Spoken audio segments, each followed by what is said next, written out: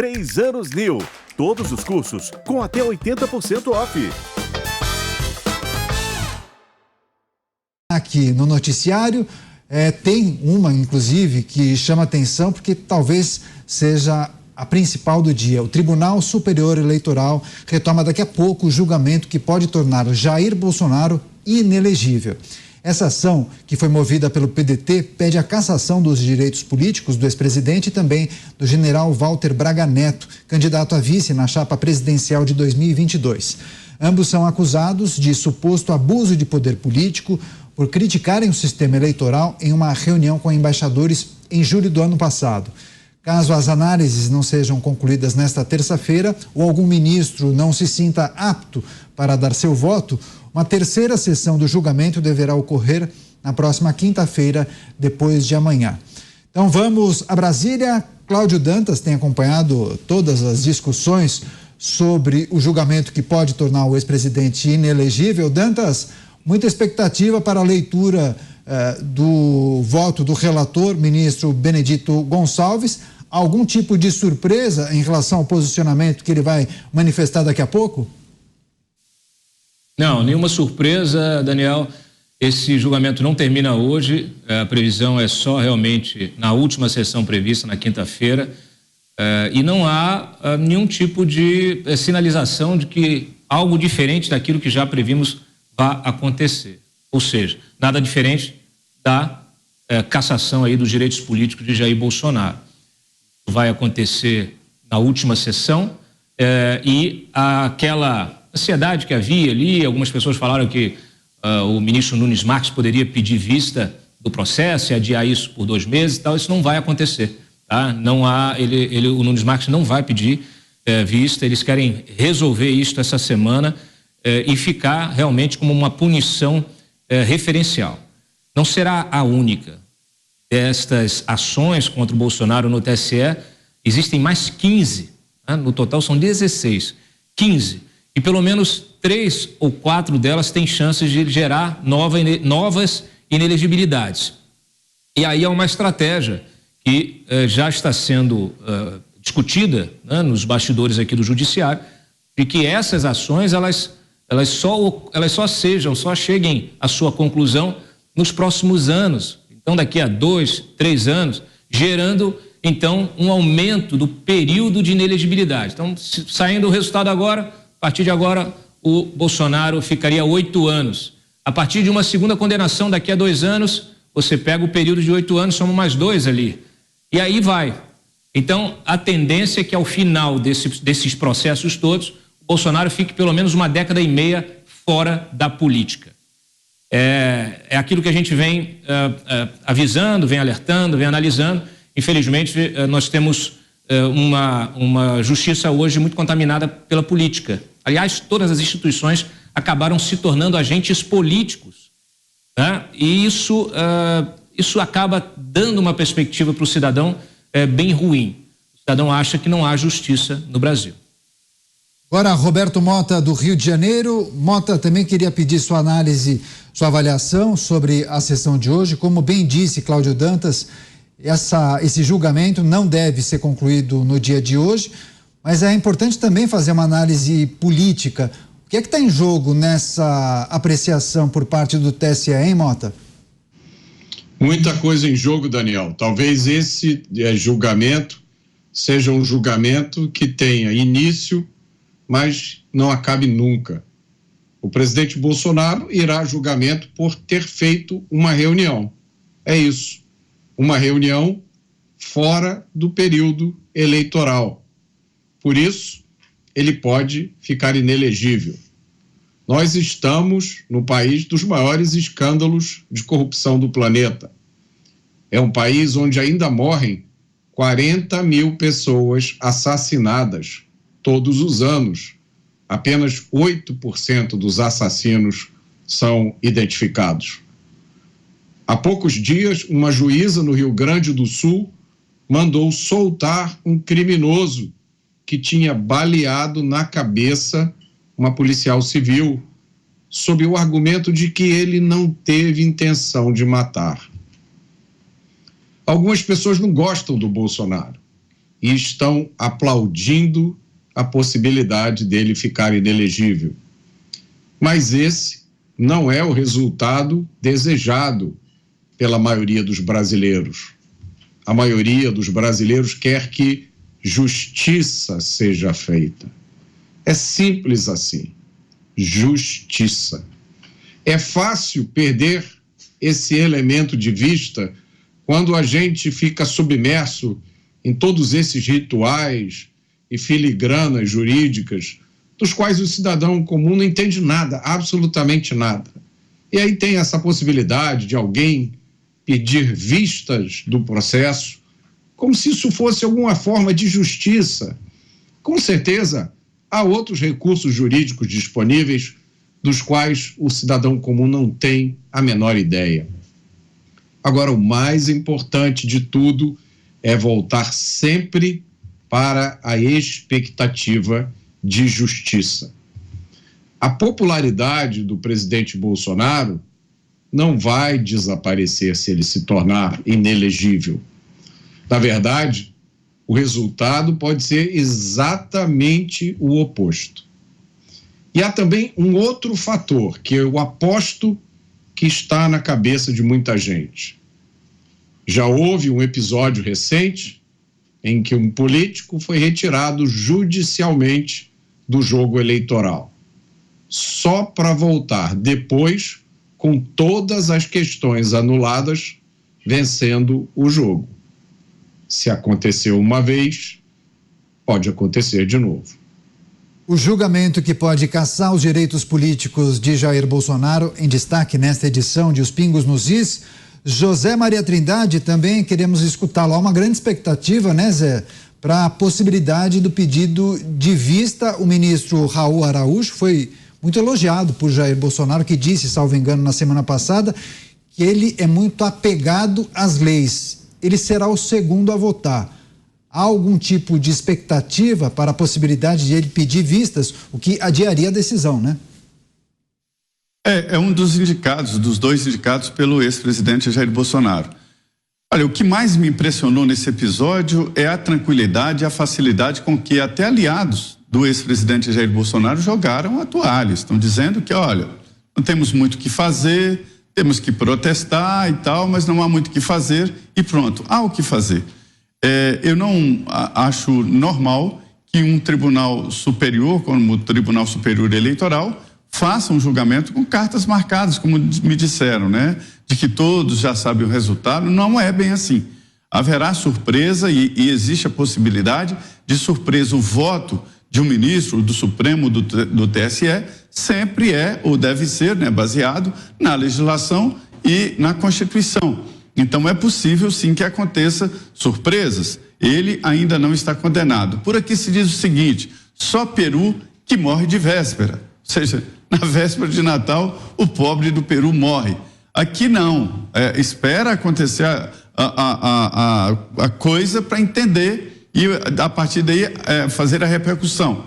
O presidente do PL, Valdemar Costa Neto, não cai nessa armadilha. Está dizendo, olha, não, nós contamos com a possibilidade de que Bolsonaro terá direitos políticos. O direito político não é um direito individual, é uma condição, a elegibilidade é uma condição.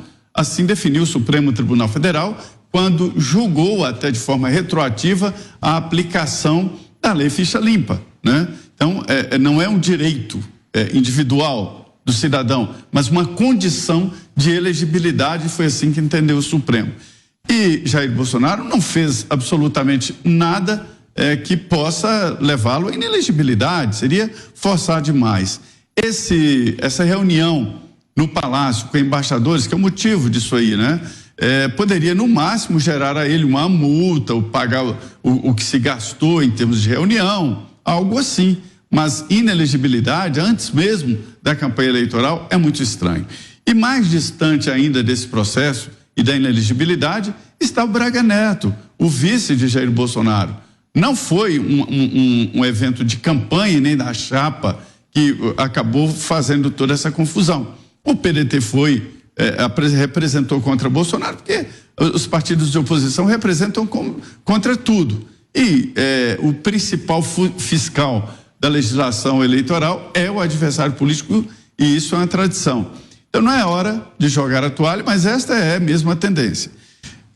Sem os direitos políticos, o ex-presidente não se candidata, mas em compensação ele se transforma num grande eleitor, né? Está crescendo a força política dele. A ideia dele está crescendo nessa luta.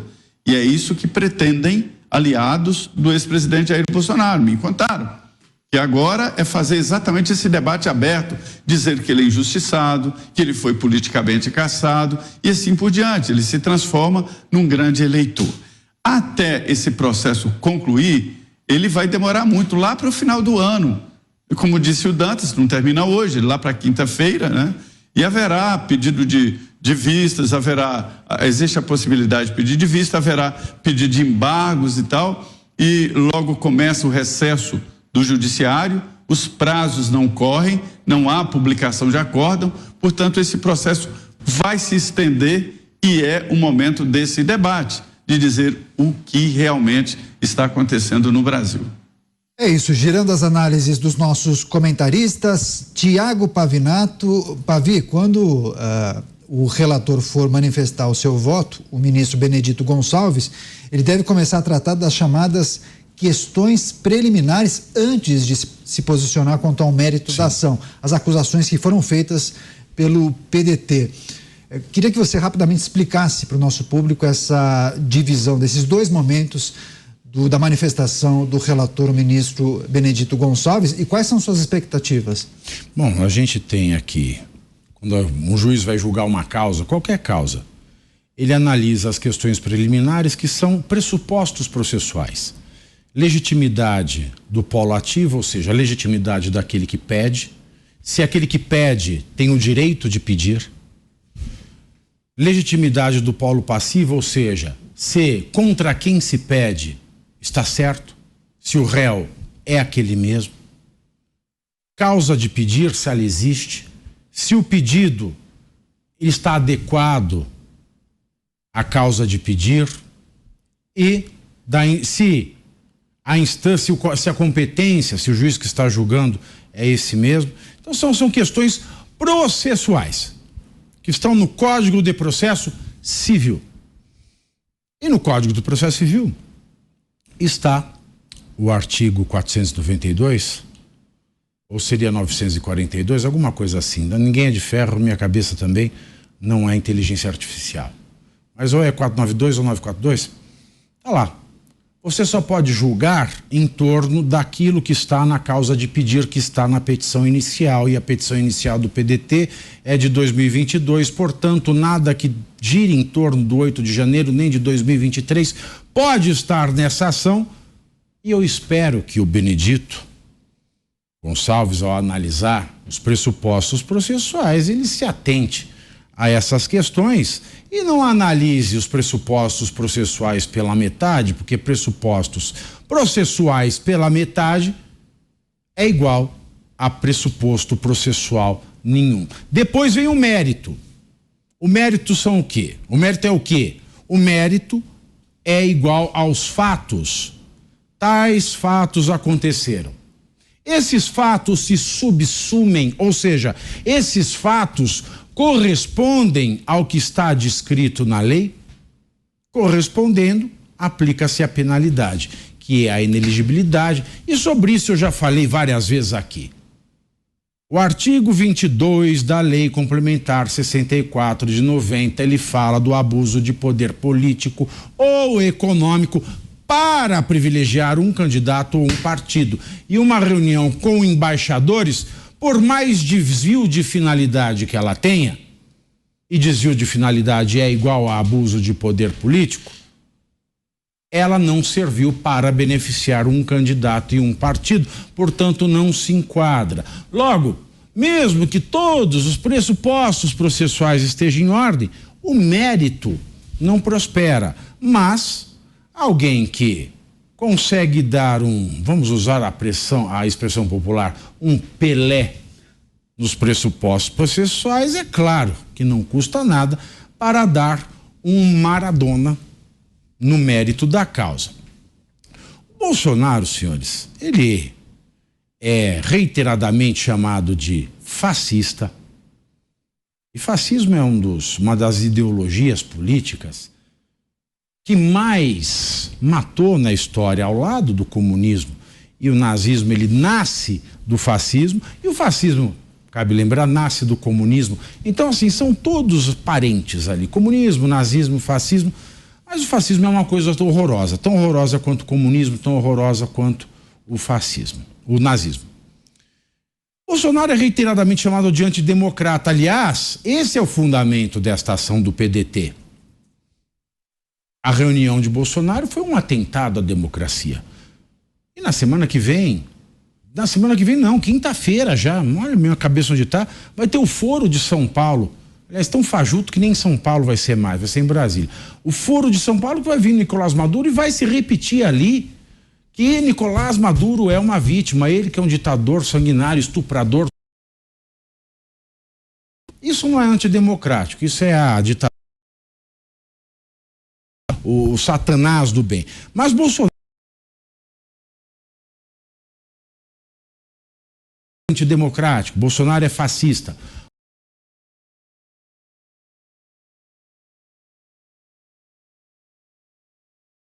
Crime existe. Crime é crime, todo crime.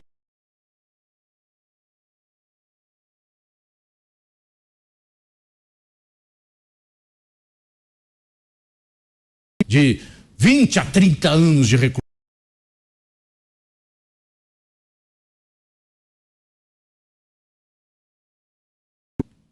Logo, o genocídio, tráfico de drogas. Guardou isso? Guardou.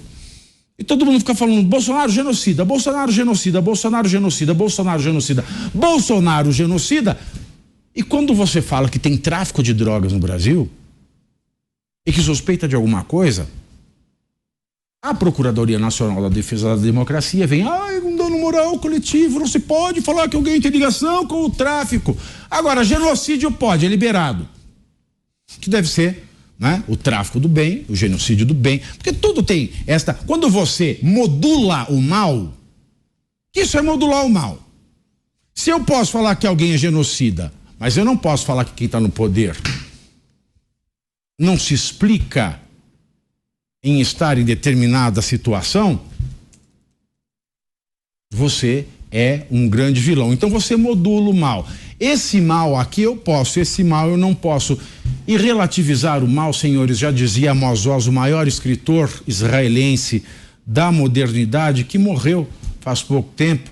Relativizar o mal é o primeiro passo. É o primeiro passo para que nós nos tornemos uma sociedade fanática e nazista.